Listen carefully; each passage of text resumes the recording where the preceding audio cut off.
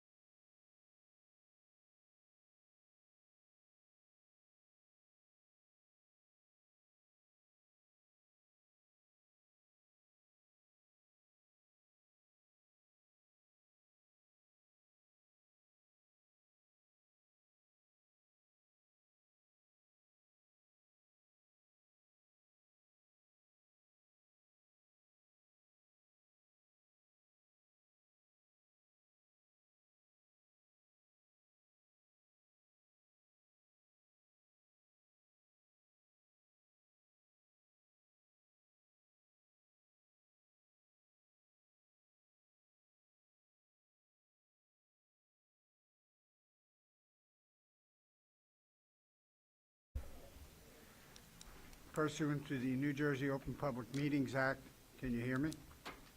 10:4-10, adequate notice of the meeting has been provided by advertising such notice in the Home News Tribune, the Asbury Park Press, the Board Office, the schools, and on cable, Vision Channel 118 and Verizon Fios Channel 24, and by filing such notice with the Township Clerk. This meeting was scheduled for Tuesday, February 15th, 2022. The board will take formal action on payment of bills and other agenda items. Joseph? Thank you, Mr. Weber. The Old Bridge Township Board of Education acknowledges that the law of this state establishes that members of the public, including members of the board, have the right to record public board meetings using audio or video recording devices, provided that that act of recording does not interfere with the business of this public board meeting. The board therefore the board makes it known that any such recording is to be considered the private recording of the individual and in no manner represents the official record of this board. The board therefore takes no responsibility for such private recording and completely disavows any future use. Thank you. Roll call. Ms. Burns? Here. Ms. Callie? Here. Mr. Carroll? Here. Mr. Giordano? Here. Ms. Lent? Mr. Marquetta? Here. Mr. Slade? Here. Mr. Silikowski? Here. Mr. Weber? Here. Quorum exists. All right, we'll please everybody rise for the Pledge of Allegiance.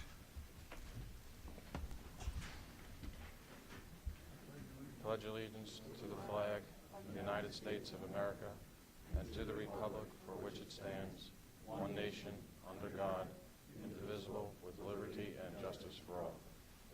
Thank you. All right, would one of the board members care to read the district? Ms. Burns. Yeah. And we don't have them all on this down. Okay. Ms. Burns? Okay. Code of Ethics Corner. The board member confines his/her board action to policymaking, planning, and appraisal, and help to frame policies and plans only after the board has consulted those who will be affected by them. Thank you. For those of you who have not been here before, I think there are 12 Code of Ethics which is set by the state, and we chose to read one of them at each of the meetings to keep those available and in front of the public as well. All right, that's followed by district goals. Do we have a motion to approve the minutes of January 6th, the organization meeting? Do them all at once. All right, we'll move all of them.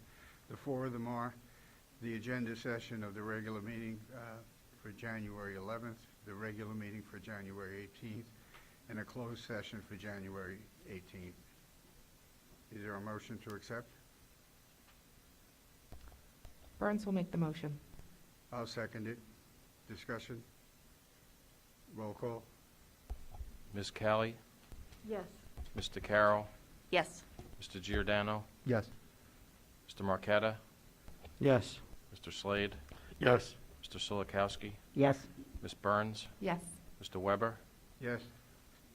Resolution 1 passes. Okay. Tony, you're up. Thank you, Mr. Weber. On January 24th, we announced our Seniors of the Month, Arush Saeed and Humphrey Bodie. The form for nominations are currently open for our February Senior of the Month. Student Senate just finished collecting coats for our coat drive. All the coats will be donated to the Emmanuel Foundation.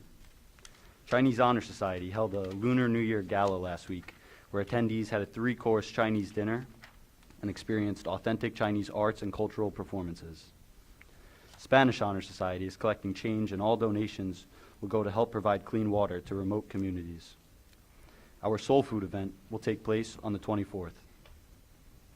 Environmental Club, FBLA, and German Honor Society sold roses, chocolates, and candy for Valentine's Day. Student Senate and Mrs. Obdike's students worked very hard cutting out and staying after to place a red heart on everyone's locker. The hearts read, "You are amazing and you are special." During all lunch periods, Student Senate ran a table where each student wrote why they are amazing and special on a piece of paper, which then got pieced together to make a school-wide link of love. After writing the message, we had games for the students with the chance to win candy and other prizes. Math Honor Society held their induction ceremony last month, and now English and History Honor Society are holding their induction ceremony tomorrow. English Honor Society decorated the English hallway doors by including pictures and facts of African American literary figures to celebrate Black History Month. The class of 2023 will be hosting a talent show on Thursday, February 17th. Student Senate, in conjunction with Spanish Honor Society, will be hosting a senior karaoke night on Tuesday, the 22nd. Girls swim team dominated the GMCs, becoming 2-time champions. Congratulations to wrestler Gabby Miller on becoming the South Region champion. Our Unified Generation basketball team played Edison during school hours, and the stands were packed of encouraging Old Bridge Phys Ed students.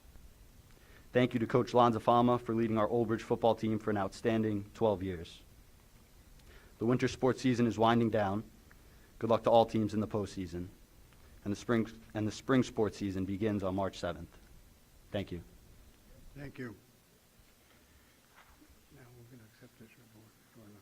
That's what's up here. No, you don't. Okay, all right. Recognition, Mr. Cittadino, would you care to deal with him?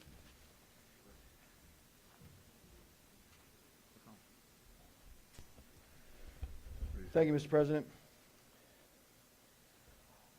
Our first recognition today is another fine project from a local Boy Scout who is working towards his Eagle Scout honors.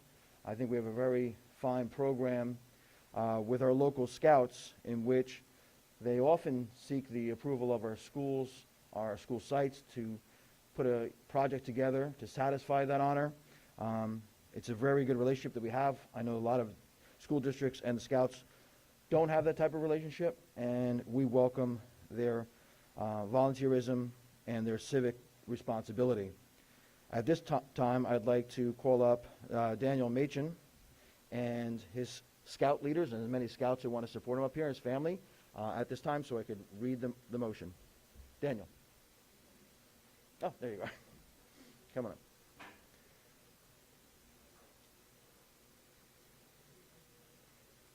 You guys can all gather around.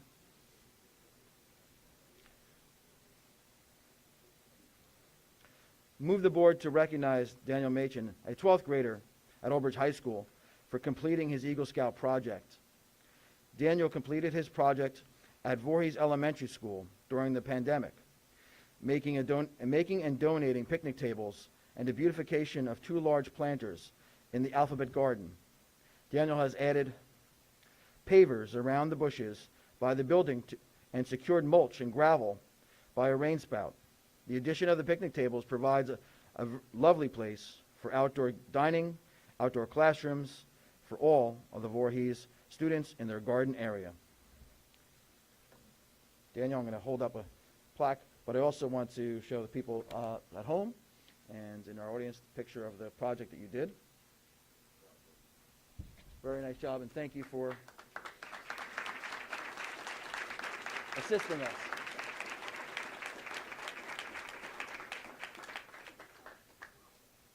You can get closer. There you go. It's tough when the scouts are taller than you. But thank you very much, and as you can see, it's not easy work, and you guys have a lot to look forward to, but Daniel really paved the way for you, so to speak, and showing you how to do it. So, great job. Thank you very much.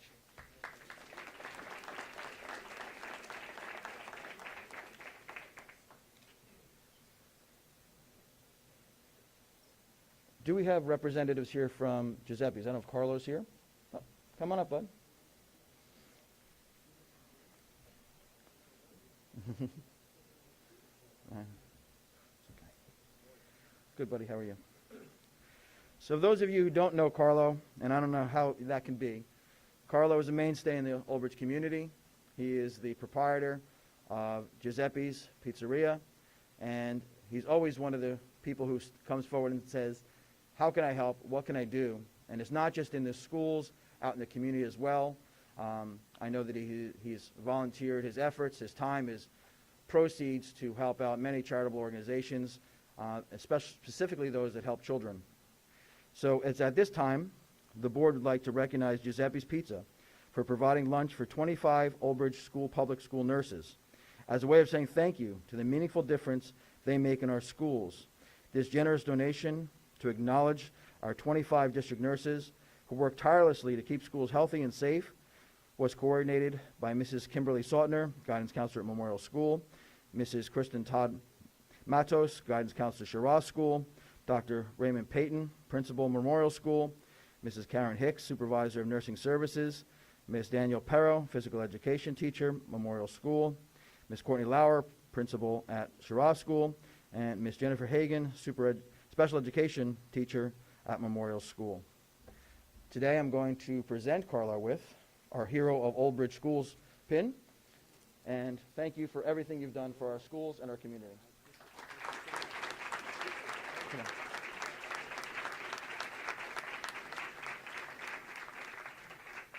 You want to say anything? Any shameless plugs?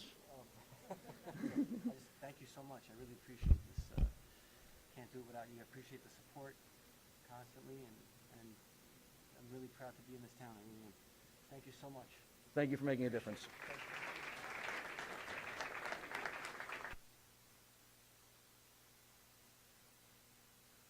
Recognition. I move recognition, Frank. Right, I'll second it. Roll call.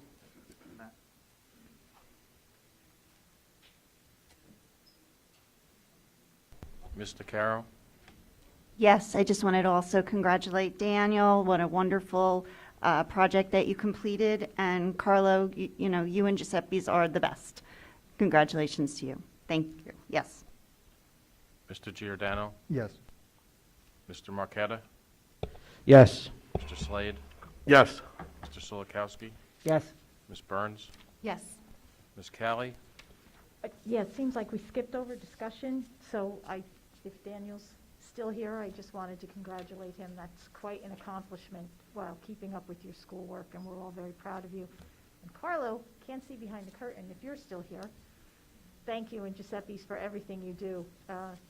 As somebody who's volunteered here for more years than I can count, I know that you're always there whenever called upon, and when you're not called upon, you're always there. So thank you so much for everything you do for our district. Yes. Mr. Weber? Yes. Resolutions 1 and 2 pass. Okay, Dave.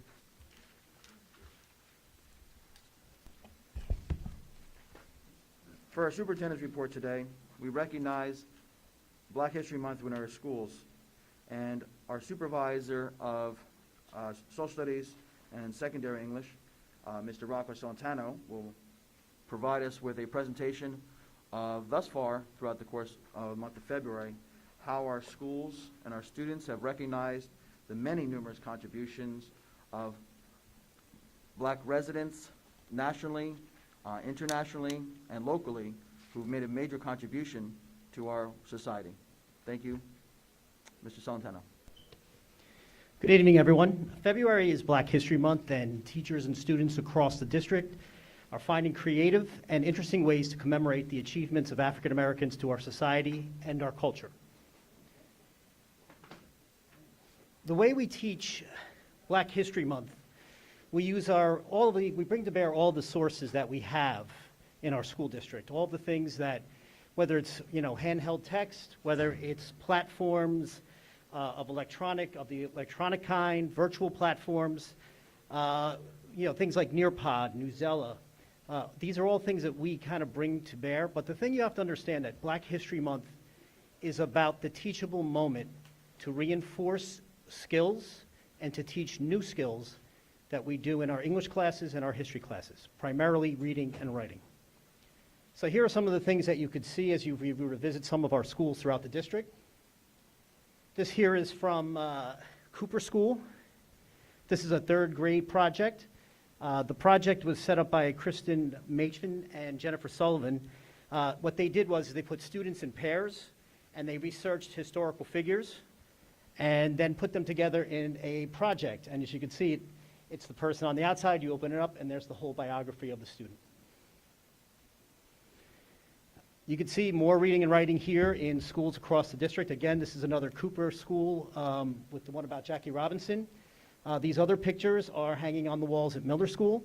Again, researching major figures, African-American heroes, African-American people who've made a difference in our society, and writing small little tidbits about them. All of this research are done by our elementary school students. Here's some more elementary school stuff. Carpenter School, they went digital, and they did their research projects researching African-American leaders and famous figures, and then put them together in a PowerPoint. This one here, if you take a look at the two about King Oliver and Louis Armstrong, this comes from Heather Sawyer's class, 4th grade in Carpenter School. And these are some more from Miller School hanging along the walls for their kindergarten students. At McDivitt, every year, they do a door decorating competition. They ask administrators throughout the district to come and judge and see which, and it's all based on a theme. This year, the theme was on Black History Month, and these are some of the doors that were decorated and some of the hallways that you can see here. Again, focusing on African-American figures, but again, all of these things are researched, looking at reading and writing and ways of communicating about, things that they look at, things that they research. In middle school, Sandburg and Salk schools, again, reinforce that idea that African-American history is a part of American history and is researched and written about. And you can see here on the left is a essay prompt for an informative essay. This is in Mrs. Hoff's class at Salk School, where they do a research paper. They actually go out and are encouraged to go to the public library, go out and take and look across the digital world and find information about a particular figure that they could write about. On the right side is a history project, again, about looking at specific events or individuals in American history, African Americans who made a difference. And here are some of the finished products, some of the things that are made into PowerPoints that are presented to the class. Okay, finally, in our high school, again, there's, in the English and social studies classes, there's focus particularly on topics that are related to their courses, and particularly at the high school, which I'll show you in a minute, a real focus on African American writers. Some of these things are digital, and you can see this is for Mr. Magnuson's civics class, looking at some of the court cases that made a difference in civil rights as part of Black History Month. These here are from World History class, grade 9. This is Mrs. Waldman. She did a really interesting thing. She went and found an app where they actually take pictures of, from art museums, and then she transfers them into pieces of paper, prints them out, and then the students then color them in. In this project, they were looking at major figures in world history who are either from Africa or African Americans, and they wrote, biographies and things about them. And the one on the bottom there, that's my daughter's. She's a grade 9 student, so I had to do that for her. Okay, and that's one more project. And again, Musical Mondays. Again, all about looking at things. This is in a drama class. So even in drama classes, we're talking about reading and writing and discussing events. Finally, is in English. The English Honor Society, as it was mentioned before, decided to put together what we call a gallery walk. And the English Honor Society went in all the English rooms throughout Old Bridge High School, the main campus, and decorated doors, each with a specific, in mind, specific writers, or African-American writers, or major people who are poets, who are African-American leaders. And the door decorating was done, and on top of that, if you take a look here, you'll see some of the figures. Again, Lorraine Hansberry, August Wilson, James Baldwin. And if you can see here in the nightly wrap-up, it was, again, reviewed in the nightly wrap-up. But if you take a look, in the one picture, there is a QR code. So as students were encouraged, English classes were encouraged to walk through the gallery, use their phones, and get the QR code, and then they would find a whole history on that particular author or poet. And then from there, teachers would give them assignments, and they actually would do things through our Microsoft Teams platforms and through Microsoft Forms to answer some questions. And so you can see, we celebrate, we commemorate African Americans this month, but we do it in a way where we make sure that all of the things that we focus on in English, in social studies, reading and writing, good research, are being done at the same time. So, thank you.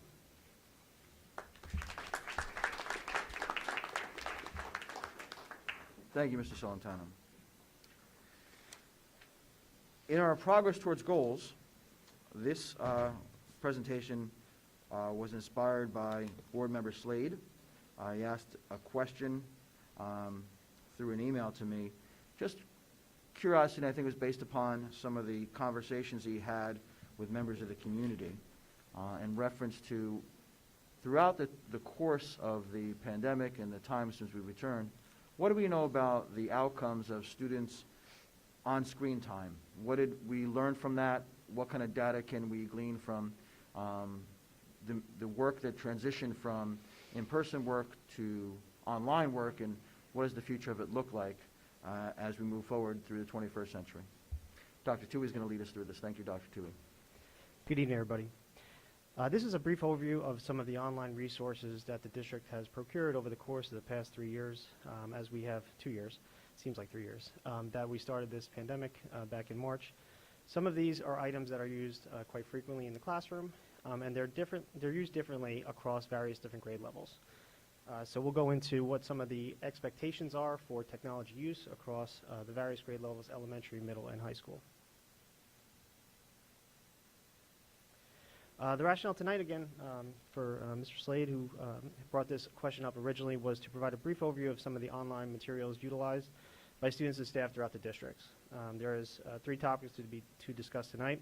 What are some primary online and secondary online resources that we utilize on a daily basis here in Old Bridge Township Public Schools? Some of the instructional expectations by grade level, and then an overview of some of the online resource usage programs, reports that we see and you probably see every day with your students, including Microsoft Teams, Savvis, IXL, Nearpod, and Newzilla. What this presentation is not. It is not a snapshot into what your children are doing every single day and gives you an exact breakdown of the technology that they are using. For many of you who have an iPhone, you can log on and specifically see how much time that you are on that on a daily basis. Yesterday I was on for information and reading for 1 hour and 52 minutes because Wordle was very difficult. So if any of you are doing Wordle, and it's an excellent tool, it's very fun to do. But I couldn't get it yesterday, so I was on extra long. So this is not going to give you an exact look into your child's classroom. It is meant to provide you with an overview of some of the resources that you have on a daily basis and your children have access to over the course of the day. One of the important aspects to keep in mind when reviewing this information is that each teacher is going to use these resources a little differently, depending on the class, the grade level, the subject matter. Again, each teacher and their own take on how to present the information. It is going to be different for each respective teacher, and that's just something to keep in mind as we look through this presentation. So primary online resource that we use, everyone knows Microsoft Teams, and we use the full Office suite here, including Teams, OneNote, Forms, etc. We also use Savvis Math, which is formerly Envisions, which is K through 8, Think Central, which is our Journeys online program, or ELA program, which is ELA K through 5. We use IXL for ELA K through 12, math K through 12, and science 2 through 5. Easy CBM for response to intervention, specifically for grades K through 5 benchmarking. Newsella for grades 6 through 12. Quaver Music, which is our primary form to provide music instruction at the elementary level. Naviance, which does all of our college programming for the high school students, grades 9 through 12. HMH Online Science Services, Savvis for environmental science, and we have an online biology textbook. This is a little small, and I apologize in advance for that, but I did try and color coordinate to describe a little bit some of the differences between the expectations on the various grade levels. And again, this presentation will be available online tomorrow for anyone who has any questions or concerns. Across all 3 grade levels, though, everyone has an access to a stream, kindergarten through grade 12. In some cases, the computers are a little different based on the needs of the respective students, whether it's elementary, which a little bit more uses the devices a little bit less, up to the high school where they're using devices practically every day. On the elementary level, Microsoft Teams is used primarily for the provision of assignments and weekly overview of teacher plans. We use IXL for our math benchmarking, which is done online, but we use Easy CBM for our ELA benchmarking, which is done in person with the teacher. The students have access to math and ELA textbooks and assignments through Savvis and Think Central, but primarily elementary utilizes workbooks and hardcover textbooks, as well as manipulatives for the instruction within the classroom. We also have continued development of our makerspaces in our elementary libraries. These are areas where students can go and experience some of the newest technologies, while not necessarily utilizing that in the classroom. And we weren't able to do this for the past 2 years just because of the ongoing pandemic, but we are not only opening up hopefully four more additional maker spaces throughout the elementary schools, but we're going to continue using the ones that are already in place at Madison Park and some of the other locations. And for science and social studies, our primary method of instruction on the elementary level is the use of online resources, including IXL for grades 2 through 5 for science, and then Newsella for K through 5, and that's on the elementary. Some of the differences between elementary and middle school include the Microsoft Suite is used a little bit more broadly in the middle school, as is it with the high school. There is access to math and science textbooks in our middle school settings.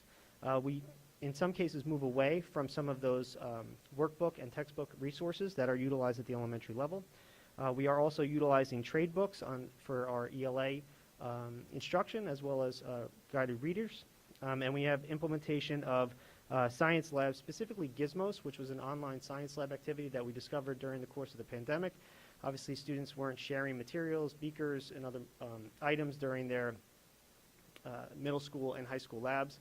So the district did contract with an online service called Gizmos, which gives the students a semi-realistic lab experience, which prior to that point they weren't able to do. At the high school, we are primarily using Microsoft Teams. It is our way to communicate with the students. The expectations are much different at the high school than they would be at the elementary and middle school levels. And not only is there a higher expectation of technology integration on the day-to-day basis with the students, but also with the staff. As you move through, and again, we all have experienced this in high school, where every high school teacher thinks their subject is the most important, and rightfully so. I'm a former social studies teacher. Social studies is the best. But for all of those people who are subject-oriented, there are apps that go along with your respective subject area, which would be utilized more heavily based on the respective teacher who's providing that instruction in that course area.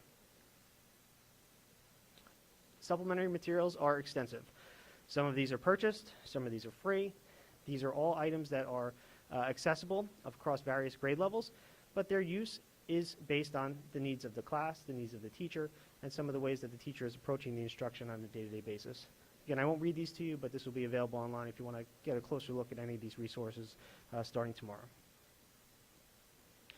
And just a brief resource review for those of you, and these are just some of the 5 main areas we were able to pull data from. And I have to thank, since she's in the crowd today, Ms. Sweeter, who helped out providing an overview of the Savvis program. So I did say that I was going to reference her, and she's here today, which is great. So thank you, Mrs. Sweeter. So Microsoft Teams.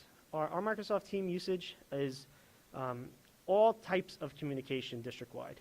It's teacher-to-student interaction, student collaboration, especially at the high school level when you're talking about group work or peer review. Our coaches all have team pages, and they utilize their team pages to communicate with their student athletes. At the beginning of the year, we were using it for home instruction. We were also using it for classroom access for quarantine students.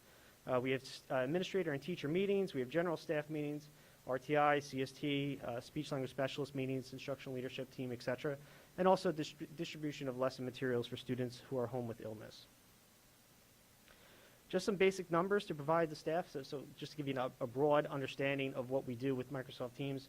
Since the beginning of the school year, we have had 29,058 total meetings done over our Microsoft Teams platform. That equates to, during those meetings, upwards of 13,000 hours of screen sharing. And screen sharing is basically when you're doing a presentation, you're sharing your screen. We all know this at this point. If you haven't found Zoom yet, I think you might have lost out. There's also 429,000 chat messages that go back and forth. This is done between the teachers and the students. That's also done between student and student under our staff, our watchful eye of the staff. And there are sub-channels that you can use in each one of the Teams pages. And there were over 100,000 separate channel messages and breakout groups that were utilized during the course of just this first half of the year through the end of January. This gives a little bit of a more visual understanding of what we utilize Teams for. As you can see, there were 2 huge spikes, and if anybody can guess what those are, we've got a door prize. Nice job. Yes. Parent-teacher conferences were in September, and December was, oh no, I'm sorry. Back to school night was in September, and then parent-teacher conferences were in December. I don't have a door prize with me, but I will try and get one to you as soon as possible. All right, thank you. So it's listed on there too, so I'm glad you read ahead. The meetings included holiday breaks, which were available as well, and then relative consistency from the rest of the meetings that we've had over the course of the year. And again, Microsoft Team usage is one of the staples that you're going to see from now until probably your students graduate from high school. SAVIS is the math and science resources. The last column there is the one to really focus on. It generates from the lowest amount to the highest amount as the students continue on from first grade through 5th grade. The number of assigned activities goes from about 10,000 to about 30,000 different assigned items. And then subsequent to that, there are completed assignments that are associated with each one of those respective assignments provided by the teachers. At the middle school, it goes from about 24,000 in 6th grade to 36,000 in 7th grade, and finally ends up with about 12,000 assigned activities. These are not all activities that your students are completing. These are assigned activities that are outlined by the teacher, and then they can be further examined through the instructional methods utilized by your teachers in the classroom. We also use IXL. Again, that's our primary benchmark assessment for middle school as well as high school.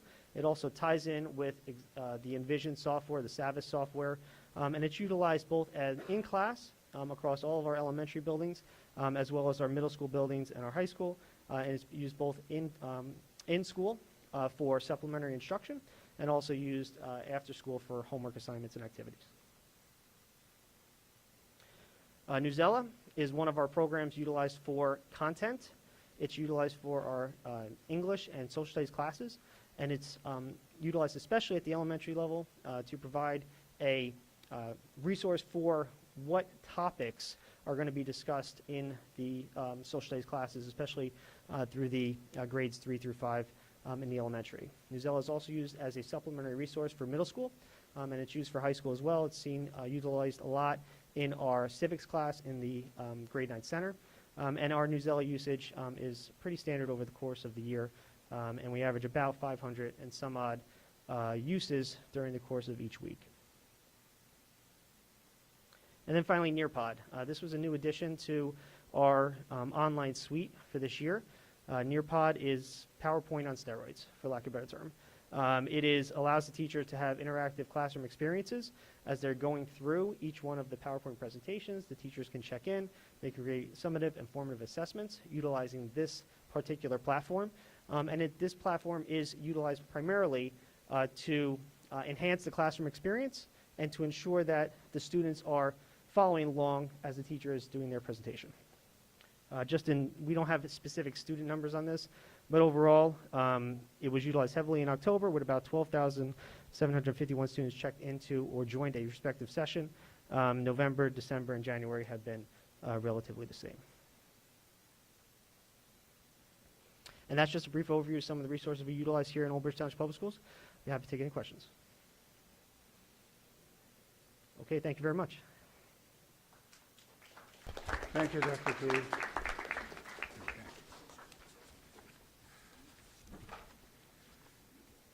All right, I will, special committee reports. Does anyone have any? I think so. No one has met. No, but I will be scheduling some committees, Okay. because on the agenda today, we have our assignments for committees. Thank you. And this, I'm opening this to the public on agenda items only.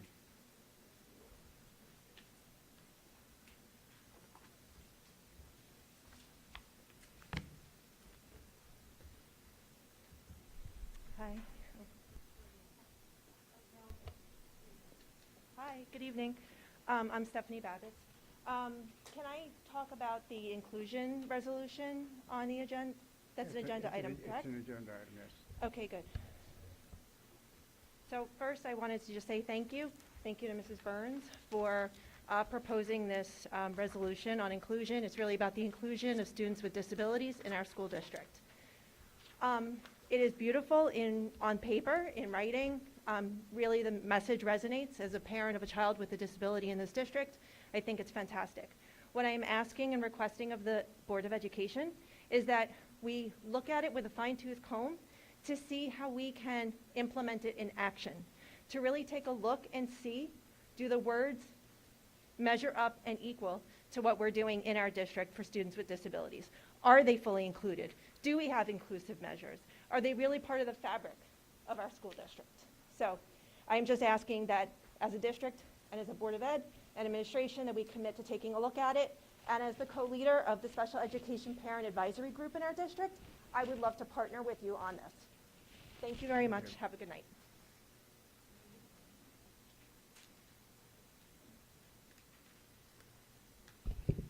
Andrew Lewis, OBA. Two questions regarding agenda items this evening. First, under policy, item number 1. The board is voting to abolish the mask policy included in the district's road forward plan. A couple questions regarding that. If the district abolishes this policy completely, how does that impact students and staff who return on day 6 following a positive COVID test? As it currently stands, masking is required for days 6 to 10 following the return of an individual who tests positive. If the masking is still required for these individuals, will that be possible if the policy is abolished? Additionally, how does the abolishment impact the current federal mandate related to the masking that's required on buses? As we move forward to March 7th, I think that we need to consider some important areas of focus. Personally, I believe that the best way to move forward is to revise the policy instead of completely abolishing it. It should be revised to provide limited exceptions where masking is required and provide the board with the opportunity to revisit the policy periodically. I also have a question related to item 1 of board secretary and board business. In reviewing the committee chairs and assignments for this year, I would like to know how the process is used to determine who sits on what committees. It appears that some board members sit on many committees, while others are on just a few. There are some members who chair 2 or 3 committees, while others do not chair any. It also appears that despite there being 4 women who sit on the board, none are committee chairs. 1 is a co-chair of a committee, and it so happens to be the only committee that has a co-chair. So if you could please provide some insight into how the committees are populated, that would be appreciated. Thank you.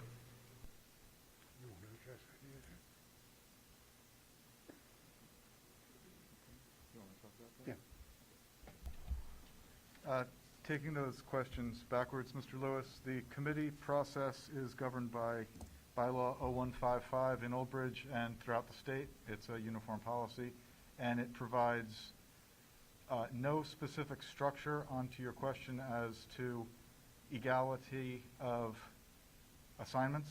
It reserves to the president, the current president, and all the former presidents, the right to assign committee members and committee chairpersons. So there is no requirement there. There is no legal overlay on it. One of the few areas in New Jersey where we can say that. And Mr. Weber came up with the committee assignments that are in tonight's agenda.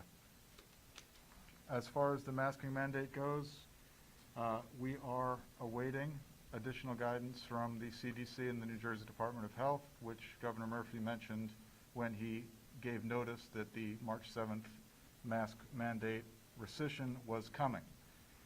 As far as the current state of things goes, the removal of the mask mandate from your board policy 1648.11 and Appendix C of that simply means that there will be no ordinary masking in schools requirement if that's the pleasure of the board. It would be discretionary to the students, to the families, to the parents and guardians, and to all staff members, of course, and visitors, everybody. Masks cannot be prohibited. The governor is very clear about that, but they will no longer be required by state mandate. So that's a discussion we're going to have in a couple minutes. As far as the bus issue goes, there is still a federal order, not guidelines, not recommendations, but an order from the Centers for Disease Control, which still require masking on public transportation, which is defined to include school buses. So yes, assuming things go as anticipated, students will be unmasked at home all day in school, but will be required to mask up on the buses. That is beyond the control of this board. That is a not state but federal mandate at this point. Again, stay tuned. It is likely that that will be clarified, adjusted, or rescinded in the coming weeks, maybe in the 20 days between now and March 7th, maybe not. If it is not rescinded before then this school district and every other school district and every bus company will have the obligation to keep the mask mandate in place until we receive permission elsewise. As far as the quarantine rules go, again, waiting for guidance from the State Department of Health and the Federal Centers for Disease Control, but Mr. Cittadino can probably speak to that a little bit too. So those are the legal issues. Did I answer all your questions, Mr. Lewis?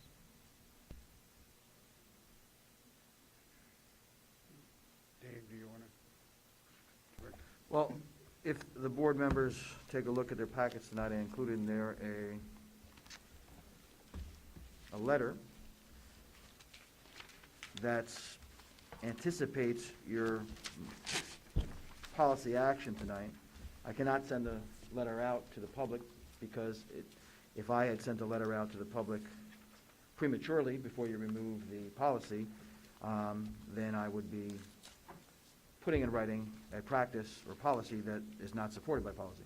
So if you look at this is a draft, but I can read it to the public and kind of speaks to what we know now and what we may know in the future.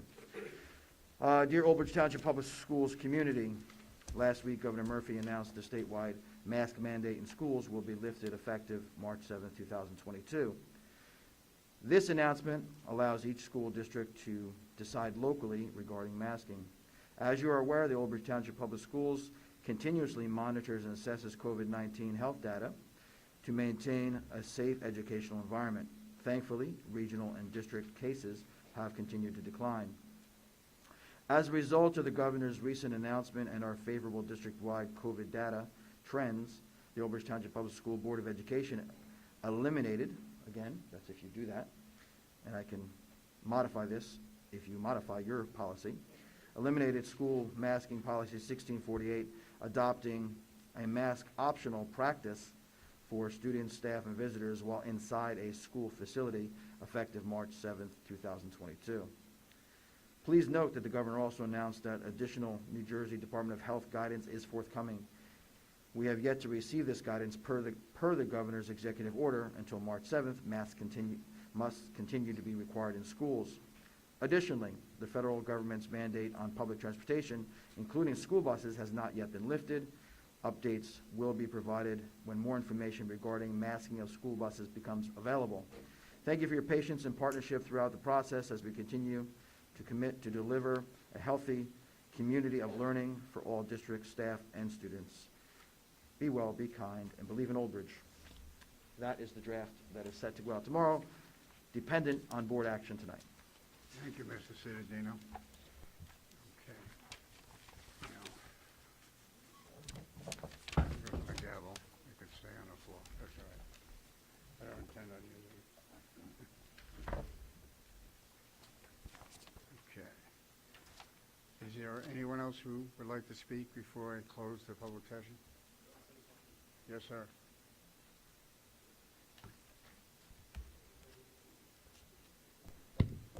What's his name? What's your name again? About 5 weeks ago, 6 weeks ago, you came up here pounding your chest, demanding for an apology. That a mother actually came up here and told you, the board, about a child that the face mask was being stapled upon. And I'm sitting here week after week, waiting for you to come up here and apologize to that parent, to that child.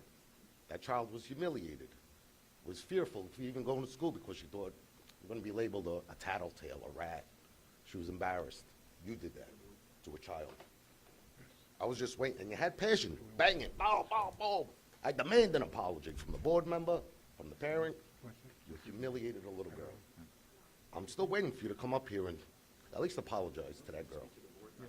That's all. I got to know. Okay. All right, please. Okay. Done? Okay. Is there anywhere else? Seeing no other hands, I'll close the public portion. And we will move on to policy. Present for the first reading the following bylaws as per discussion of the January BOE meeting. Additional revisions being made to the policy 2425, Strauss SMA alert number 225, which is approved on December 21st, 2021.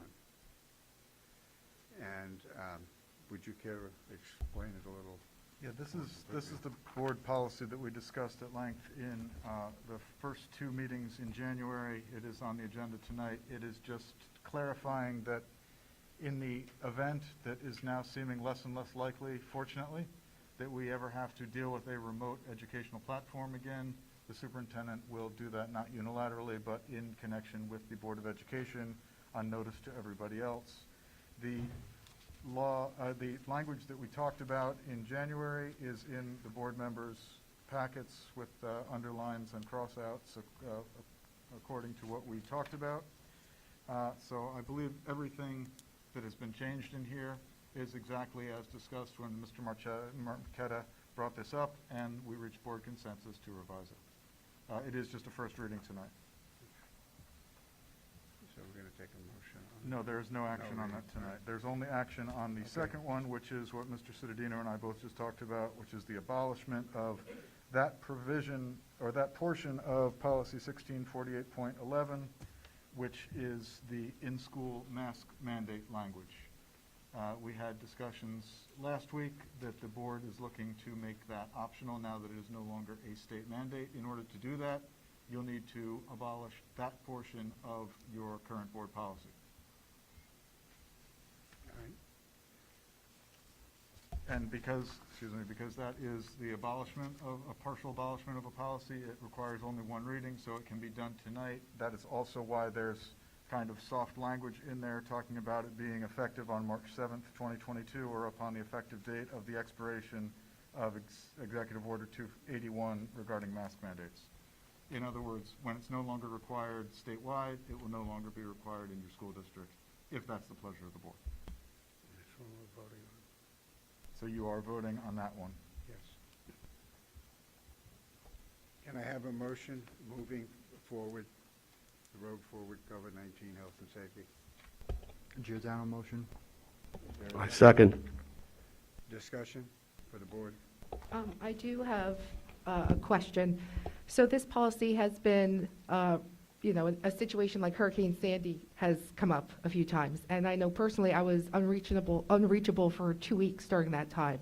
Is this contingent upon every board member being able to be reached? It's not really clear.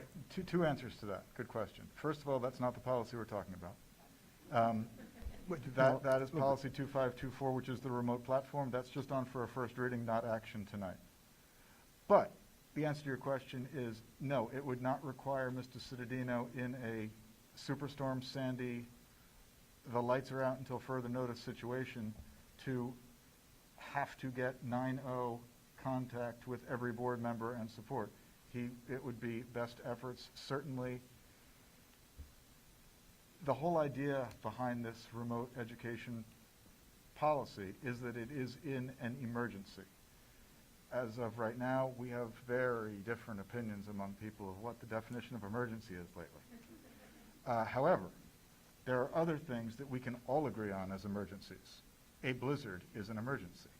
Sandy was an emergency. Let's hope we never have to discuss that again.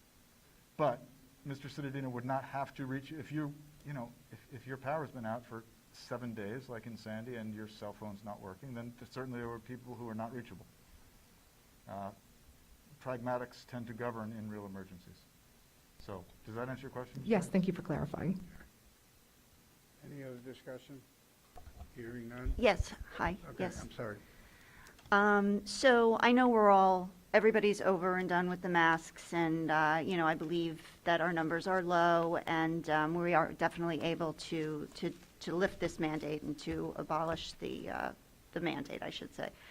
However, I just want to make sure that we consider the concerns of parents who are still afraid. I know we did get a couple of emails, and at one point I was back and forth exchanging an email with someone who was expressing concerns. I know that they had sent an email to the whole board, and one of the things that they had mentioned, which is kind of a moot point because we're voting on it tonight, but they had asked if we could have done a parent survey or whatever, which obviously is a moot point. But what I just want to let those parents know that we hear their concerns, and to that end, masking is going to be optional, but what guarantee do we have, like that, okay, so a parent of an elementary school child, they want their child to wear their mask. Now that child comes into school and he sees other kids not wearing a mask, maybe he starts to take his mask off or whatever.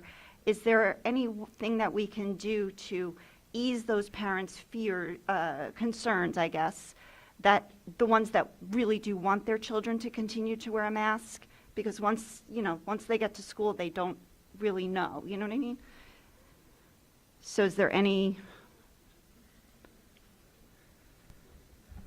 Without a mandate in place, it comes down to personal choice of the student and the family, and it'll be protected as their personal choice, just like many other articles of clothing and fashion are personal choice and protected. And if someone intimidates or harasses someone about something of personal choice in which they're wearing, they would face the code of conduct consequences. And if it's a staff member, they would have those same consequences. Or a visitor to our schools who harasses or intimidates a staff member or a student, they would face the consequence of being considered a trespasser and not being allowed in the schools for future items and dates. Okay, I just wanted to make sure that, like I said, this person did email all of the board, and I did go back and forth with them. They couldn't come to a meeting to speak, so I just wanted to make sure that their concerns were heard. But that was it. Thank you. I have a question. So regarding what Mr. Cittadino just said, regarding other students becoming bullied through personal choices, does that also pertain to kids who aren't vaccinated? Because I know to be fact that other children have been bullying other children who aren't vaccinated, as well as some teachers trying to, I guess, push the vaccine on children who aren't vaccinated by saying, my kids are vaccinated, when are you going to get vaccinated, stuff like that. So would that also be part of that, what Mr. Cittadino just said? It would, Mr. Marqueta. The fact is that one of the good decisions that our legislature has made is that the harassment, intimidation, and bullying law talks about a distinguishing factor of a child. That could mean anything. It could certainly mean vaccination status, and if a child on either side of this wall that we have is being harassed by other students for being vaccinated or for not being vaccinated, that would be a distinguishing characteristic, and if a complaint is filed, then yes, it would go through that process and that child would be protected. And they could do that over the online HIB reports, correct? Yes. Okay. Thank you. But I would just encourage, though, if you're hearing as a board member that students are being harassed because of that, and it's, obviously a concern, please bring it to my attention so I could deal with it and not have to wait to a board meeting to hear about it. So it's happening. I can't deal with it unless I know about it. I want to do that, but at the same time, I also encourage the parents to bring it up, because at that point, I don't want that child to become the subject of ridicule through the teacher or another student. So I'm trying to play the guy, hey, you know what, I email the administration, email other board members, see what's going on, and I'm sure they're going to take care of it.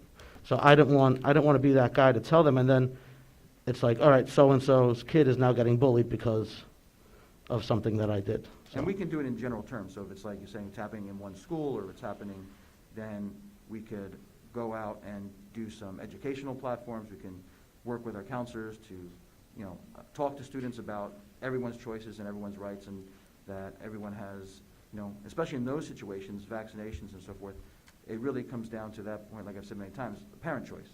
Children don't show up to the pediatrician themselves to get vaccinated, so we don't want our children to be scrutinized because of a choice of their parents. Okay, thank you.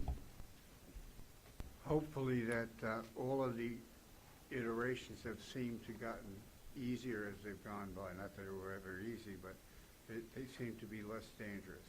And hopefully for all of us that continues, and this problem becomes a smaller one and a smaller one. So I pray for that. Mr. Okay. Weber, Yes, ma'am. I have something to say. I think it would be a good idea for all parents, no matter what side of this mask or vaccine issue you're on, to speak to your children. That if your child is wearing a mask, that's your child's business. If your child's not wearing a mask, that's your child's business. And it's nobody's right to bully anybody for whatever decision that they make. So it goes both ways. Whether you're an anti-masker or you're for masks, you need to speak to your children. Agreed. Anyone else? Roll call. So we're voting on resolution number 1, Mr. Giordano, Yes. Mr. Marqueta, Yes. Mr. Slade, Yes. Mr. Silikowski, Yes. Ms. Burns, Yes. Ms. Callie, Yes. Mr. Caro, Yes. and Mr. Weber. Yes. Resolution 1 passes.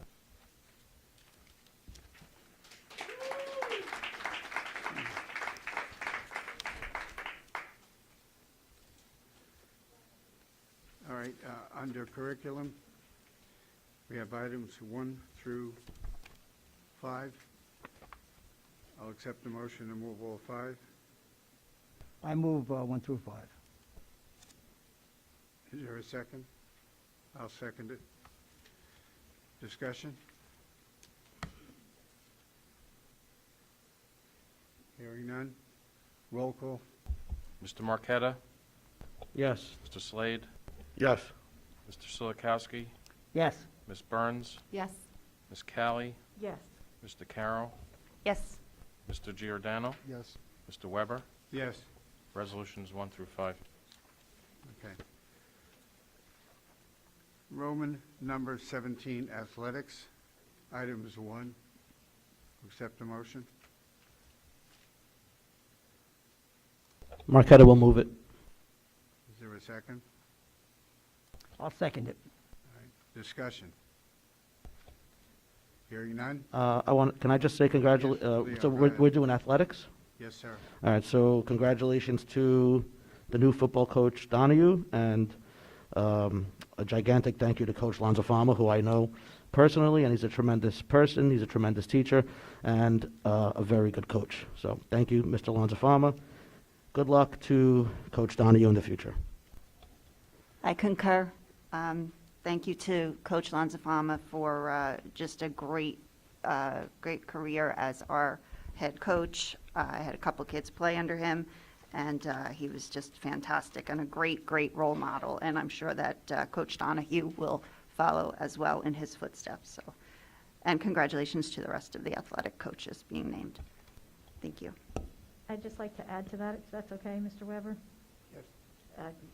I want to echo what Mr. Marqueta and Mr. Caro said. A huge thank you to Coach Lanzafama. He I don't have boys, so they weren't in football, but I have run quite a few things through the school. And while we mentioned Superstorm Sandy, one of them was the telethon to aid victims of Superstorm Sandy in this town and two surrounding towns. And one thing that will always stick out in my mind is I had volunteers lined up when somebody fell through, and Coach Lanzafama literally in 10 minutes notice had 20 football players who worked day and night to get that telethon put on. And that's just the type of guy he was. He not only coached these boys in football, but he coached them in life, and instilled a lot of good qualities in these young men. So he will be missed, and congratulations to Mr. Donahue. Thank you. Hearing no further discussion, roll call. Mr. Marqueta? Yes. Mr. Slade? Yes. Mr. Silikowski? Yes. Ms. Burns? Yes. Ms. Callie? Yes. Mr. Carroll? Yes. Mr. Giordano? Yes. Mr. Weber? Yes. Resolution 1 passed. Moving on to finance, items 1 through 8, 9. Is there a motion? I'll move it. Is there a second? Giordano, second. Discussion on any of the items? Hearing none. Roll call. Mr. Slade? Yes. Mr. Silikowski? Yes. Ms. Burns? Yes. Ms. Callie? Yes. Mr. Carroll? Yes. Mr. Giordano? Yes. Mr. Marqueta? Yes. Mr. Weber? Yes. Resolutions 1 through 9 pass.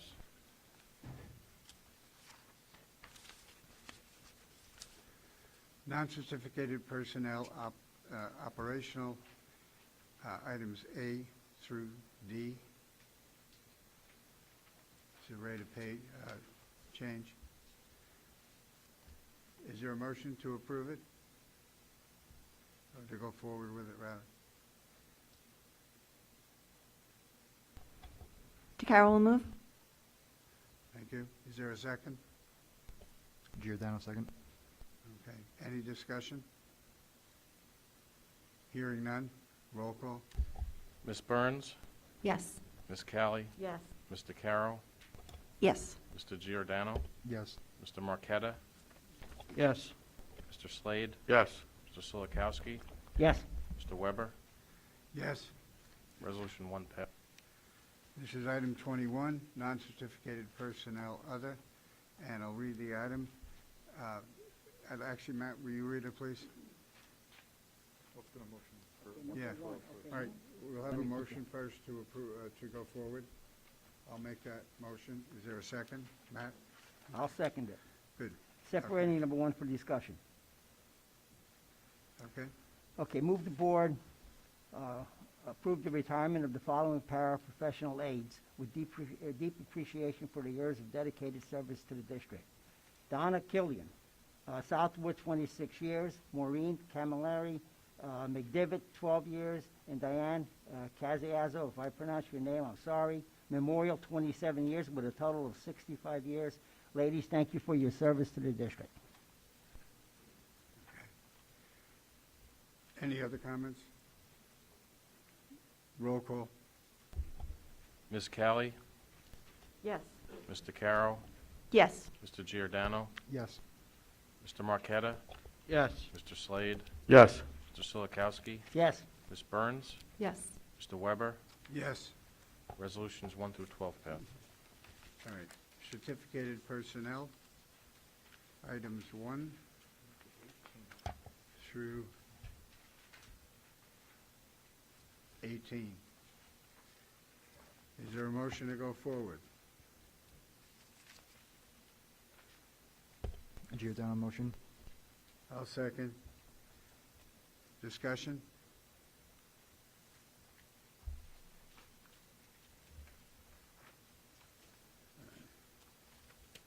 Just want to look at one item here. All right. Hearing no discussion, roll call. Mr. Carroll? Yes. Mr. Giordano? Yes. Mr. Marqueta?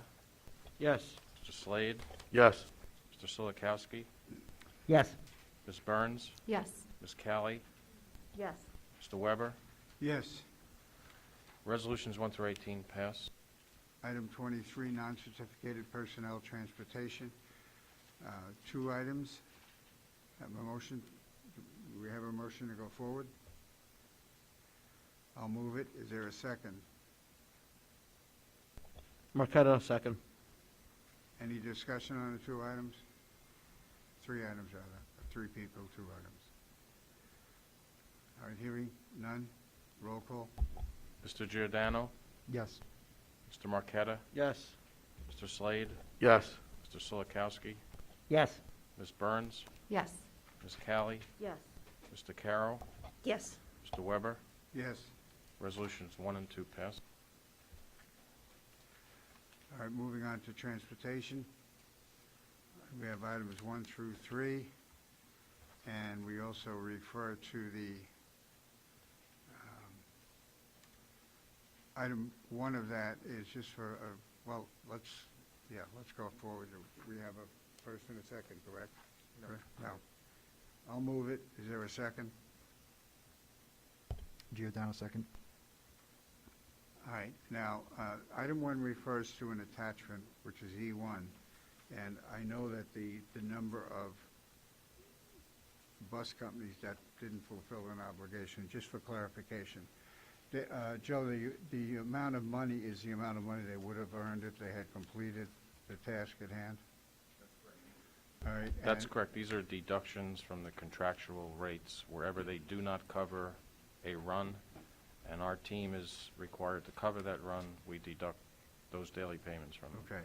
And as a general result of their not covering, does it impact in cases where we're able to fulfill them in time that the bus routes don't run late, or do we experience some lateness as well? But it results clearly in lateness sometimes Okay. because they All right, so don't be I just want as a general observation, and Joe can correct me anywhere along the way, to understand that this is a universal problem throughout the state, if not the country. So that the one thing you hope is, I think there's what, over 150 of them here or something like that?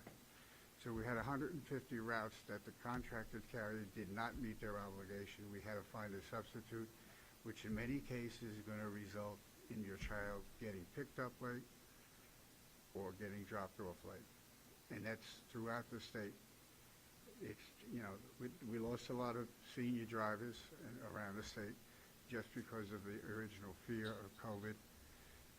And that's still the way it is. I think hopefully in the future, particularly with the next iteration of COVID is milder even than the one we just are finishing out with, that will improve. But understand it is not something that we have the control over that we would love to have. So I just want to make you aware of it. Hey, Frank, just to clarify, there is a penalty or a financial penalty for lateness on routes? Is there a time frame, Joe? I don't believe it's on lateness, I would put it, Joe, no, because obviously these are situations, the lateness is caused by somebody not showing up. They don't get paid. That's the only penalty, as far as I know. Joe, there's nothing beyond that, correct? So what typically happens is the deducts are done in the following month from when they occur, and then at the end of the season, we sum total the penalties that are associated, and then we discuss it individually with the contractors. All right. Are there any other questions? So just to support what you're saying, Mr. Weber, so what would happen in many situations and why we have a often taxed and very talented transportation department here in the district. So let's say bus company ABC is supposed to pick up an orange bus at Shira School, and they don't have the driver for it, whether through health or staffing or whatever, and they call, they say, usually that day, that we don't have a driver for today and maybe the next 3 days. So if we can't get another contracted driver or someone who has the CDL within our own district to pick up that route, then what happens is that our drivers do their own route that they're assigned to, drop off the kids at the school, and then go back out and pick up another route that wasn't there. And that's what has resulted in a lot of the latenesses that we hear from with parents, and while we appreciate their patience and support, it's not always easy to deal with that. But our drivers on a particular day are picking up on a minimum of 5 routes a day to 12 routes that they're doubling up on for their own runs to get our students to school. And we're operating a tier system, 3 tiers. So there's a high school tier, middle school tier, and an elementary school tier. So if that ABC company comes in, it's usually coming in for 3 tiers. It does a high school run, a middle school run, and if that driver never shows up, or that means our drivers are now doing double of those tiers for 3 tiers. So very taxing, and we're lucky to have the staff that we do have. Okay. Yeah, roll call? Mr. Marqueta? Yes. Mr. Slade? Yes. Mr. Silikowski? Yes. Ms. Burns? Yes. Ms. Callie? Yes. Mr. Carroll? Yes. Mr. Giordano? Yes. Mr. Weber? Yes. Resolutions 1, 2, and 3. Okay. Item number 25, Roman numeral 25, is supplies, equipment, and services. Only one item. I'll accept the motion to go forward with it. I'll make a motion to go forward with it. Is there a second? Marqueta, second. Are there any questions on the one item? Yes. Go ahead. What is it? I didn't know there was a web filtering thing named after Palo Alto, California, so I can't answer. No, there's web filtering for the school district. So filtering means it protects the integrity of our system and prevents unwanted software from being utilized in the system. Okay. I mean, that's a finance guy explaining it. A technology person No, can I just probably just explain wanted it, just wanted inform the public of what we're spending Well, at least $16,000 on. That's all. At least it has a name from the software state, so Okay. that's appropriate. So under SIPA, it's a Child Information Protection Act, you have to have web filtering and a firewall within your school system so that students have difficulty, if not can't, get out to certain things that you want to protect them from, just like you would want to protect them from at home. You know, over the course of many years being in education, you have some students who are very, very tech savvy, and they'll find their way even around firewalls. But the other portion of it, too, is that you also want to protect outside agencies coming in to take student data, personalized information, or to ransomware attacks. So these are all things that we use this to protect ourselves from. Okay, thank you. All right. Roll call. Mr. Marqueta? Yes. Mr. Slade? Yes. Mr. Silikowski? Yes. Ms. Burns? Yes. Ms. Callie? Yes. Mr. Carroll? Yes. Mr. Giordano? Abstain. Mr. Weber? Yes. Resolution 1 passes. All right. Roman numeral item 26 rather. All right, so 1, 2, 3, 4, 5, 6 items. Is there a motion to go forward? Marqueta, motion. Second, is there a second? If not, I'll move it. Discussion?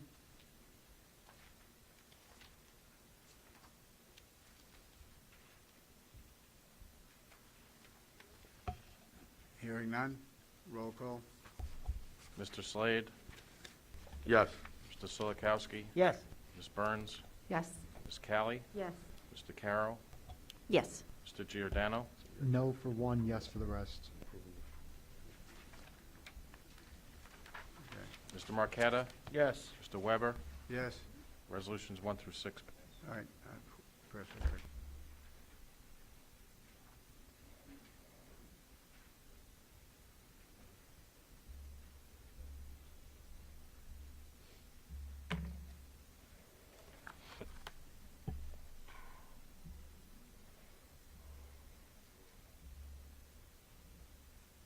All right, moving on to Roman numeral 37, Board Secretary and Board Business, items 1, 2.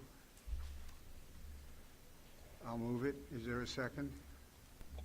Marqueta, second. Discussion?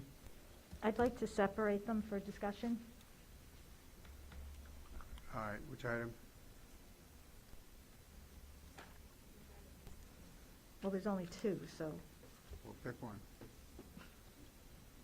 I'm separating 1 from 2 for discussion. Okay, If we want to start with 1, we can start with 1. yes, go ahead. Okay.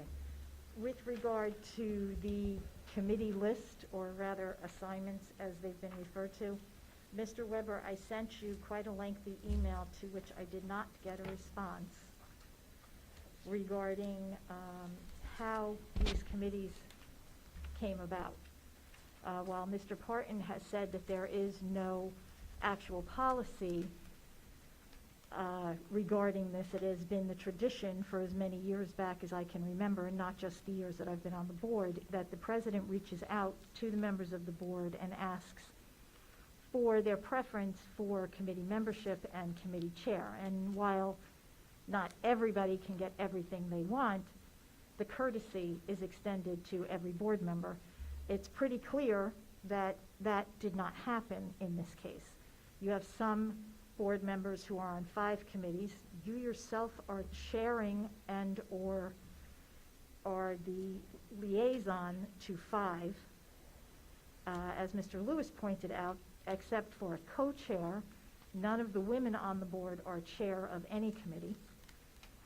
And I just want to know how you came about this particular list of assignments. Well, I went back through my hoarder-like emails, and I have not found ever that I received any document from a past president asking me what committee I chose to serve on.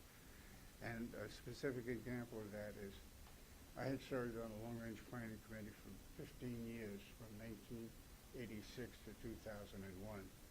And I was unelected in 2002. I didn't get back on until 2008. And I was never asked for any committees that I have any record in my emails. That's the end of the day. I thought I chose to add people on based on who I thought would fit on the best on the committee, and who had, in my mind, my assessment had done a good job on other committees. And that's the choice I made from all of my selections.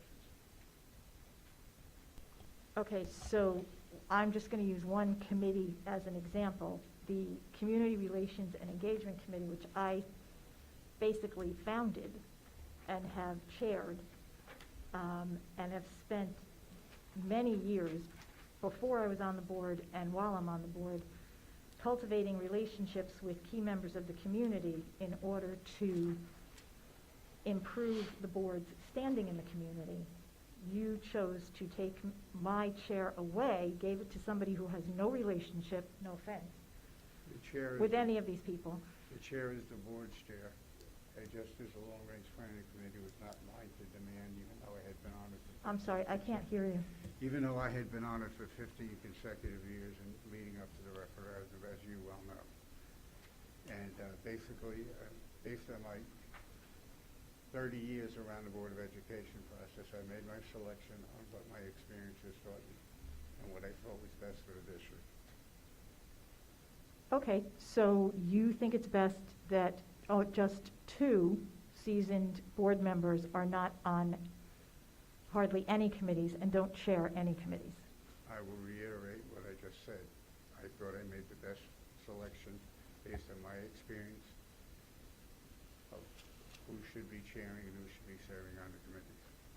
I've always gotten negotiations, which is the one that requires the most time and the most meetings traditionally in the negotiations year.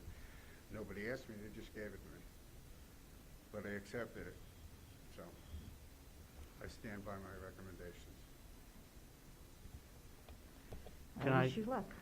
If I might, I think I was addressed there in your comments, Mr. Weber, as I was the president last year, and I did reach out. You and I did exchange emails, and you told me you wanted to, I don't have the email in front of me, but you said you wanted finance and operations and negotiations and one other meeting, I don't remember, one other committee, I don't remember, and I placed you on 2 of the committees that you asked for, giving you the chair of negotiations. So, and as a matter of fact, the finance operations that you were on, we had a meeting that you didn't even attend. So, you know, you were given an option, and I did take your requests into consideration. So I'm not quite sure how you can sit here and say that I did not reach out to you, because we did have an email exchange, and I will find that email. We also had long-range planning disasters for the couple of years that people were there and didn't make any recommendations. And I'll check my emails as well. If I find it, I'll be happy to tell you I did. But can't all board members be present at these committee meetings? If they are properly advertised, they can be. Otherwise, they can't.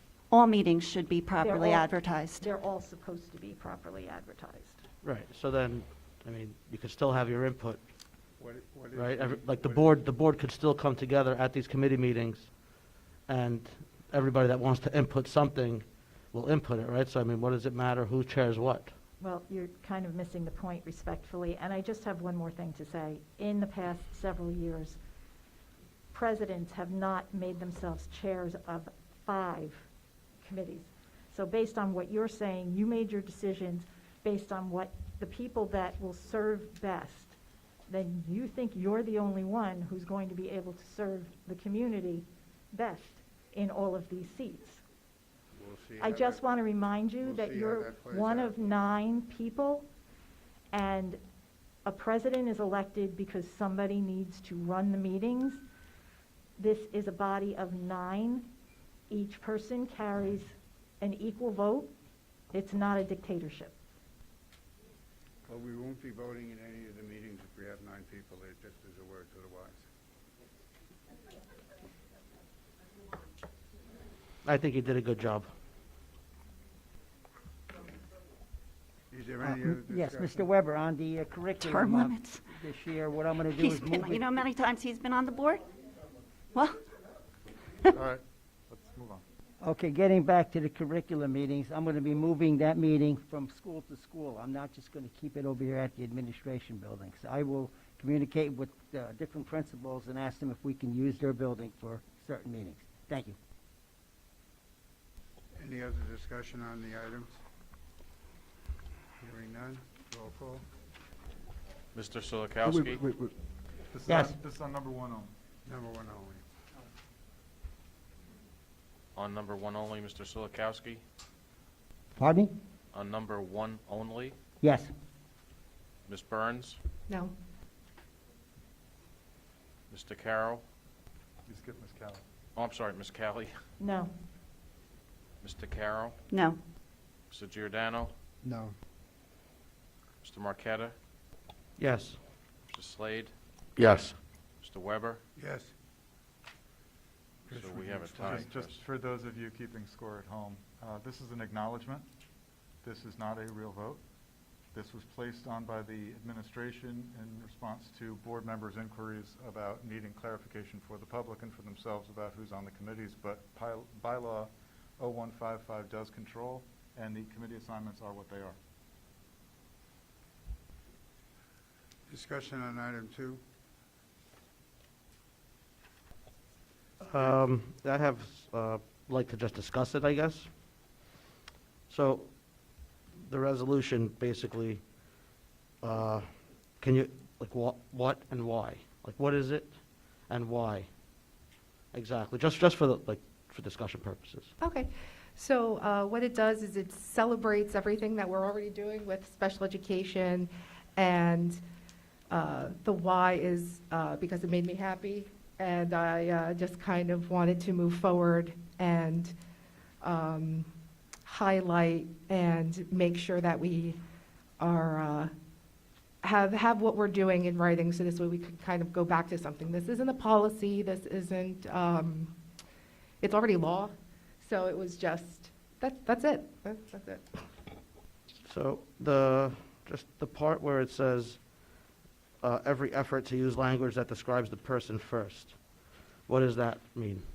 So person first language means that we identify, so you would identify me, Teresa, not identify me as Teresa the neurodivergent or something, whatever the disability might label. So now, just disabilities though, right? We're not talking like they, them, Correct.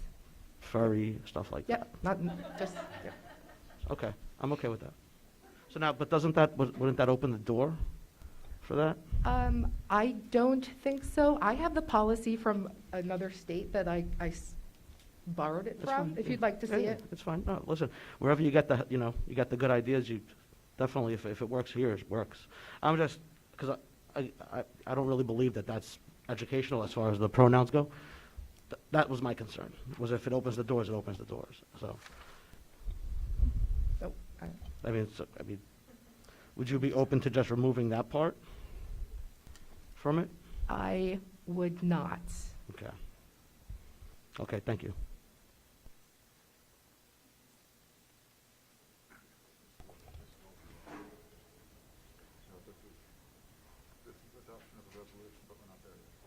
I think, just to go back to that, I don't think, honestly, I don't think that the intention of that bullet, Mr. Marqueta, is to open that door for the they, them pronouns. I think it's really the intention of that line is to just make sure we acknowledge the individual, rather than their disability. I think that's more what that line is talking about. I don't see that as opening the door to that at all.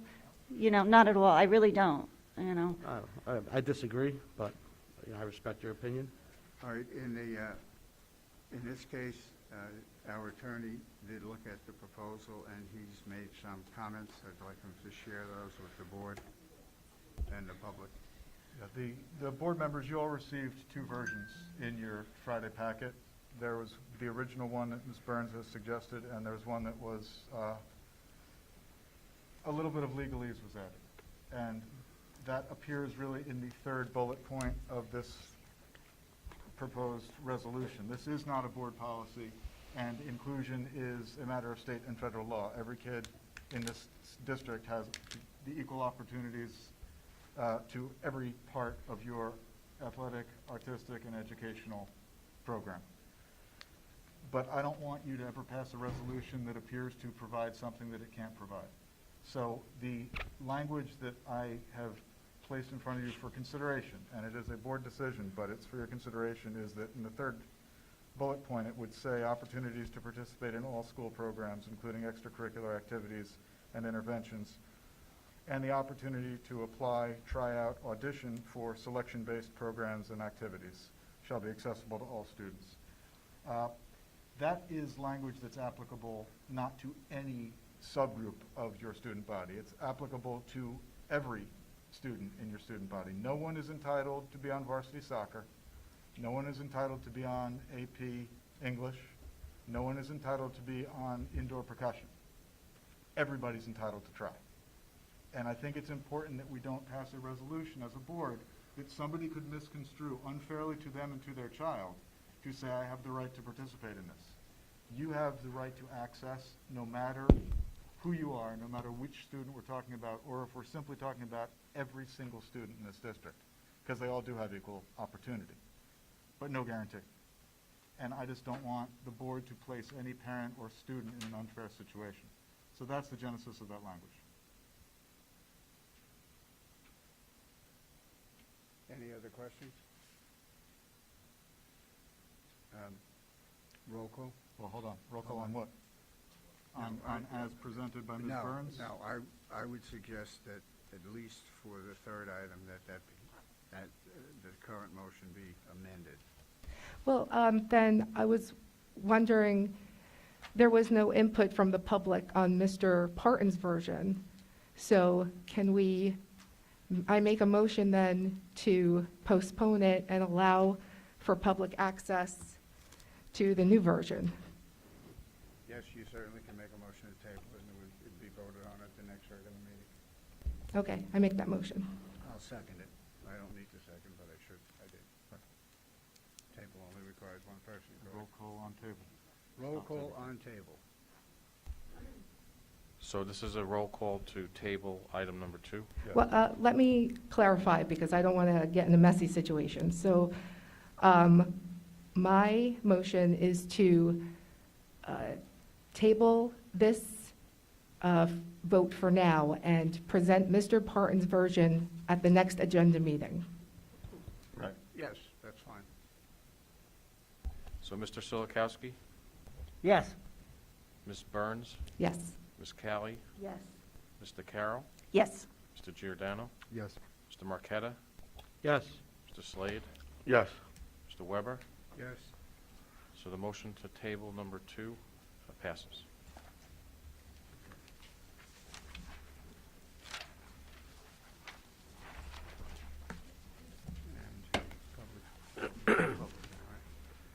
All right, we'll open hearing of residents on any school district issue. Hi, I'm back. Yes, ma'am. So I just want to clarify something to Mr. Marchetta. Thank you for agreeing to be a liaison. In addition to Mrs. Burns for our CPAG, I welcome you attending meetings, learning about the disability community. It's not about pronouns in this condition, in this situation. What we're talking about is disability community and the segregation, the marginalization, and all of those things that impact students with disabilities, my child being one of them. We have 1,600 classified children in this district. They deserve to have a voice, they deserve to be heard, they deserve a seat at the table. And that's what this inclusion resolution is about. So it is about education, and it's also about the inclusivity of all children in this district. Thank you and have a good night.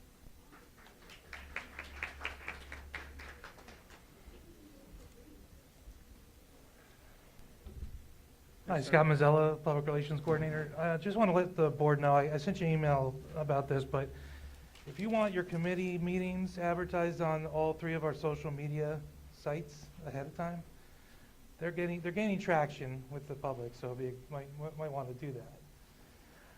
My next comment is Scott Mazzella, the 7th grade social studies teacher and 6th grade social studies teacher. My classroom is open and safe for every single student, no matter what your pronoun is. When I saw where that was going, I don't know if anybody else saw that, and I heard laughter in the audience. We see every day the horror that some of these students have to face. And if you were in my shoes or any of my colleagues' shoes, you would not laugh at that. These pronouns are important. I don't really care what anyone's sexual orientation is, or their religion, or their color, or their creed. I'm their teacher, and I will do my absolute best for them every single day, and I know every one of my colleagues will too. So I just wanted to say that because I felt like there was a little bit of negativity there amongst the chuckles there, so thank you.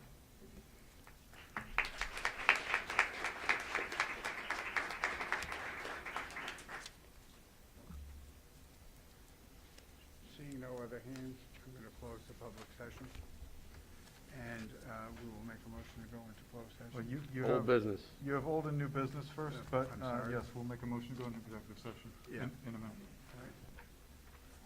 He's rushing through that. No, okay. Is there any board member that wants to bring up anything under old business?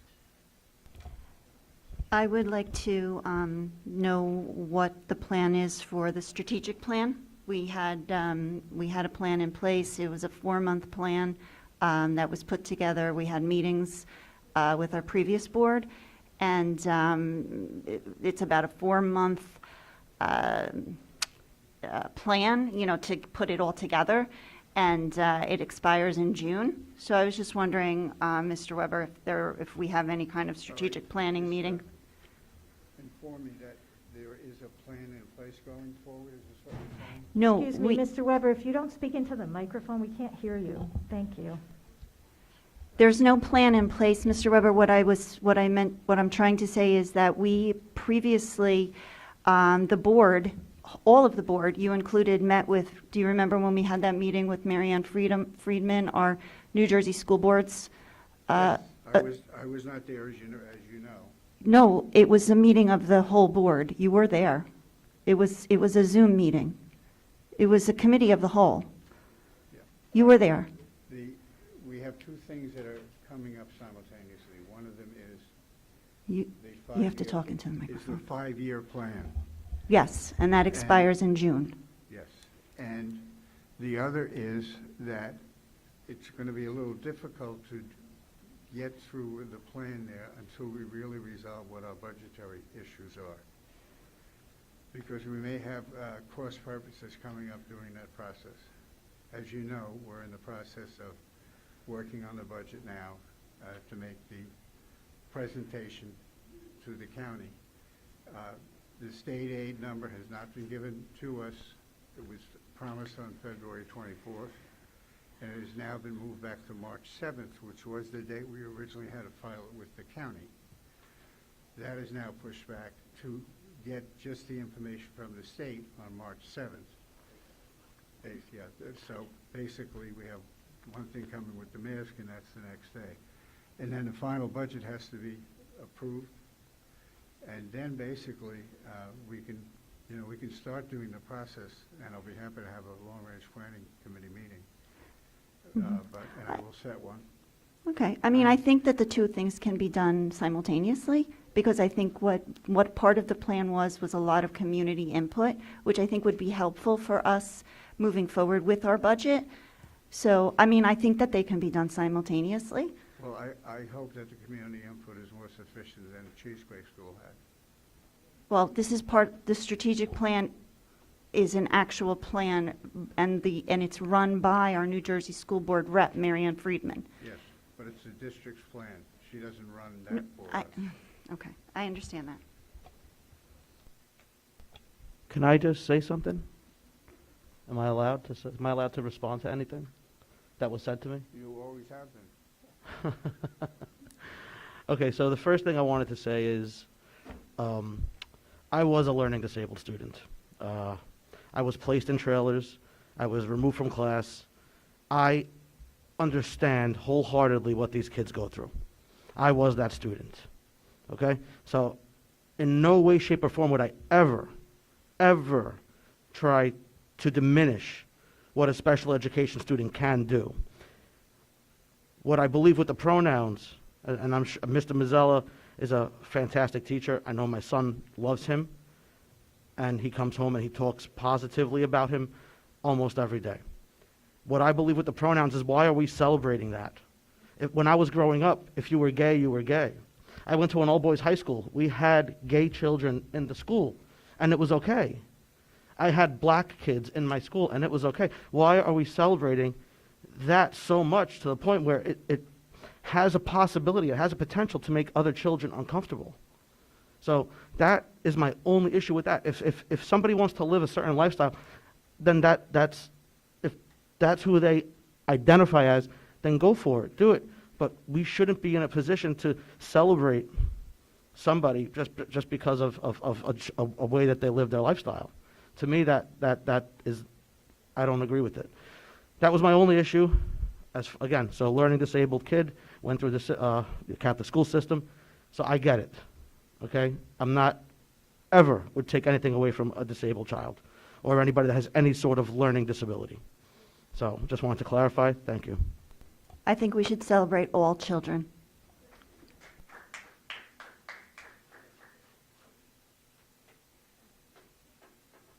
Any other old business? Hearing none, we'll move on to new business. Yes. Okay, so to the policies that were removed today, it was a very good job for the board to do that. I'm glad it was unanimous, and hopefully as we get more things removed from the state mandates, we'll be able to remove those as well. Hopefully there won't be another fake emergency declared during that time. And until March 7th, protest at your own risk. And another thing I want to bring up is that the budget hearings are going to be pretty soon, and there's going to be a bill introduced in the New Jersey legislature that will try to allow us to spend money from capital reserves to general fund items. It was similar to Assembly Bill 5279 from the last legislative session.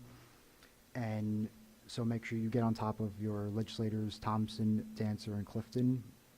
CC me if you want, and hopefully we'll be able to get that on a roll before March when we have to send the budget, and May when we ultimately approve it. Thank you.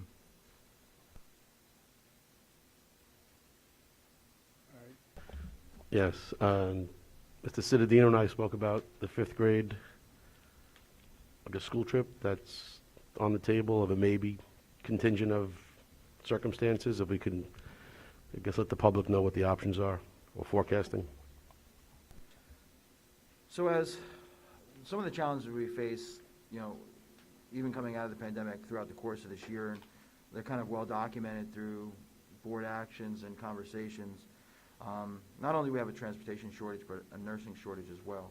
And through regulations, with any student who has a malady or a health ailment that would require a nurse or chaperone to go, it makes going forward with the trips at this point, at a point where we want to be hesitant before we just open the door to all field trips.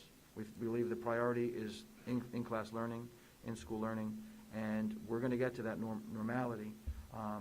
The challenges that we face is when you can't just say, well, we're going to allow this group to do a field trip and not that group. On a general day in springtime in Old Bridge, there's anywhere from 8 to 12 field trips out. Consider the size of the high school, consider the middle school, and then 11 elementary schools. So you want to make sure you have nursing coverage for that. You want to make sure that you have transportation coverage for that. We talked about the 3 tiers. So by the time a transportation drop-off at the elementary school around 9:05, and if you was, let's say, an elementary trip out of town, to get them out to where they're going and to be back for a pickup, you'd have the concerns of they need to be back here on the high school property by 2 o'clock at the latest, so they're already in the queue, getting ready to pick up the students. And that's the hard part of it. Then they have to go through the middle school and the elementary school. Can we look at in the future of private buses? We can, but they get to be expensive right now. Their rates have gone up tremendously since the pandemic, as well as they have shortages.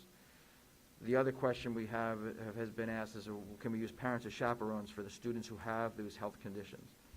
And as a practice, we try not to do that because it becomes a point where it's unreliable in certain situations. If I know that I'm the superintendent, I'm overseeing 5 field trips that are going out, and let's say 3 of them need nurses, I know that I'm going to staff those with nurses. And even if a nurse calls out sick that day, I'm going to find a nurse, whether through my own staffing or private agency, because it's my responsibility to do so. And I can direct a nurse to go. I can't do that with a parent. So let's say that everybody in this room right here is going on a field trip. You're all excited. You fill out your permission slip, you're going to Liberty Science Center. But one young lady in the class has diabetes and can't go without some medication going with them. Our only choice, according to policy, is to have a nurse go or that parent go if that parent can go. We get all the kids' field trips in, you're all excited, you're ready to go. That morning, get a phone call that that parent had emergency at work, has to report to work, death in family, illness, what have you. And then I have to say, well, we can't go. Or if the case is that, if that parent can't go, then I'm kind of telling, I don't want to say to everyone, you can't go, everyone as a whole, because the one child with the health parent can't go. So that's why we rely upon nurses to do so. It makes it much more reliable and equitable across, and we're not putting the burden of having to chaperone onto a parent who already has a child with a medical disability. So our goal is, as we reassess this, is that we get past the 7th with the masks coming off. We look at our data, we look at everything, we're going back towards normalcy. Some of the event at the high school, because they're, I guess I would say, milestone events are disappearing. They only have so much time with us. They have about a few more months with us, the seniors. So looking at what their event will be might be the priority for a trip, because once they leave us, they're gone. The rest of our students have a few more years with us, and we can work towards that normalcy with field trips. So that's the priorities that we're looking at and the steps that we're taking to get back to that level of normalcy and get back to the point where our students are enjoying the field trips. But again, our first priority is enjoying our time in school and getting to the point where we're learning and making up for some of the gaps that we may have experienced. I don't know if I answered all the questions. Anyway, if you have more, just reach out to me, email me, question. I'm happy to respond to them. Just one more thing. I just want to thank Dr. Tui for your presentation earlier. It kind of came and went. My biggest concern was the kids having their faces buried in these computers through the pandemic, and I just thought that was going to be the default going forward. So I guess I had to be careful what I asked for, because that was a detailed presentation of what they're learning, which is great. So I guess I got to accept that we got to move forward with technology and no more blackboards and chalk and cleaning the erasers. So thanks again for the presentation. Board members, for anything new? I just wanted to mention the musical at Carl Sandburg is coming up the 31st of March and the 1st and 2nd of April, and tickets are available online. Thanks. Great, thank you. What is the production going to be? I'm sorry, what? What is the production going to be? What is it? I believe it's The Descendants. Okay, good. I don't know what The Descendants are, so. Based on a Disney format, I That's all of us believe. in a room Yeah. of somebody. Mr. Weber, can I just say a few things while Sure. I have the microphone open? I too want to congratulate Coach Lonzo Fama on a great career. It was back 2012 or so when I first became principal at the high school, and I met with him and Vice Principal Sasso, and we were on the field looking at it, and I said, you know, you think of areas around the country where has generated great quarterbacks, and like Dan Marino and Joe Theismann. I really wasn't thinking him, because a little South River guy, but I was thinking more that some of our Pennsylvania quarterbacks, Joe Namath, and West Virginia quarterbacks, so forth. And what happens in those areas that everybody from the town comes out on Friday night to watch football. It becomes the source of entertainment, the source of gatherings, the source of positive community celebration. And that wasn't something that was happening back then. You know, high school game would get 800 students to come to the game. It was the bleachers were empty on both sides. That's not the case anymore, and a lot of that has to do with Coach Lonzo Fama, the program he put together. I always say this to him: as a superintendent, you get a lot of complaints about programs. You get a lot of, you know, my son should be starting, my daughter should be the captain. You get a lot of them. Every tryout season, I'm ready for him. He runs the biggest program, and by far the fewest complaints that I get. So whatever he had done, he did it through equity, he did it through understanding and good communication with the parents. So I want to thank him for that. And I also want to commend Ms. Xiaomin Lo. She's the Chinese teacher at the high school. That was by far one of the greatest celebrations that I've seen as far as Chinese New Year. There was professional performers there. I think, I don't know how she funded all of it, but she did an amazing job, and everybody took away so much from that experience, and she really should be celebrated. So thank you very much. Thank you tonight, board, as well, and Republic. Just as another, reinforcing what Mr. Cittadino said about high school football. In 1993, my first year on the board, 2 or 3 board members were asked by the board to travel to Plano, Texas, which is a town of about 100,000, close to Dallas, and because they had a big high school, which we were contemplating at that point doing something with merging the high schools. So we got there on the weekend, or leading up to the weekend, where the state championship was being played. Plano was one of the 2 teams. They played in a Cotton Bowl with 42,000 fans. That's Texas football. That's Friday night football. I'm just going to add one more little funny fast story, just real fast. I'm not trying to outdo you. But a few years back, a resident from that neighborhood was complaining to me, and I'm sorry if I'm offending him for this, but he said, this is crazy. Every Friday night, it's so loud here. There's kids all over walking around. I can't even get back on my own driveway because there's so many cars and people. I said, but I didn't just build the football field. It's been here for years. How long have you been here? And he said, 5 years. I said, didn't you see it across the street when you bought the house? They said, yeah, but nobody came to the games back then. So if you build it, they will come. And Coach Lonzo Fama definitely built it.